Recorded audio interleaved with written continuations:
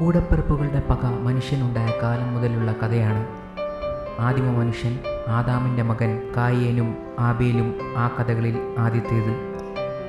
അതേ കഥയാണ് ഇയ്യോബിൻ്റെ പുസ്തകം എന്ന സിനിമയിലൂടെ അമൽ നീരദ് പറയുന്നത്. ഒറ്റവാക്കിൽ പറഞ്ഞാൽ ഒരു സ്റ്റൈലിഷ് പീരിയോഡിക് പടം.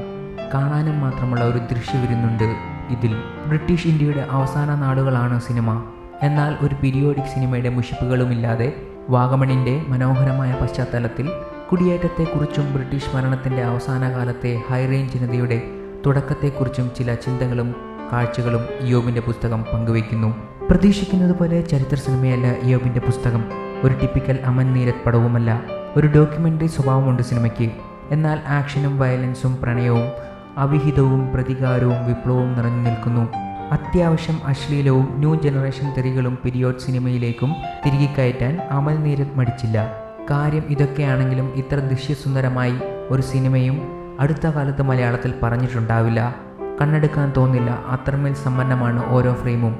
സംവിധായകനായ അമൽ നീരദ് തന്നെയാണ് ഛായാഗ്രാഹകനും. അതുകൊണ്ട് തന്നെയാണ് ശക്തമായ ഒരു തിരക്കഥയില്ലാഞ്ഞിട്ടും ഇയ്യോബിൻ്റെ പുസ്തകം അവസാന പേജ് വരെ വായിക്കാൻ കൊള്ളാവുന്നതാകുന്നത്. ബ്രിട്ടീഷുകാർ ഇന്ത്യ വിട്ടപ്പോൾ ഉദയം കൊണ്ട പുതിയ നാടൻ സായിപ്പുകൾ, അവരുമായി നാട്ടിലെ അടിസ്ഥാന വർഗത്തിനുണ്ടാകേണ്ടി വരുന്ന സംഘർഷങ്ങളാണ് കഥയുടെ കാതൽ.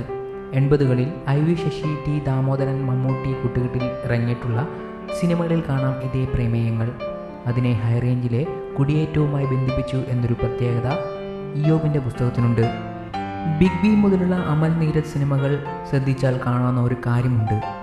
പറഞ്ഞു പഴകിയ കാര്യങ്ങൾ പുതിയ ഒരു രീതിയിലൂടെ പറയാൻ ശ്രമിക്കുകയാണ് പ്രതിഭയുടെ ധാരാളിത്തമുള്ള ഈ സംവിധായകൻ ശ്രമിക്കുന്നത്.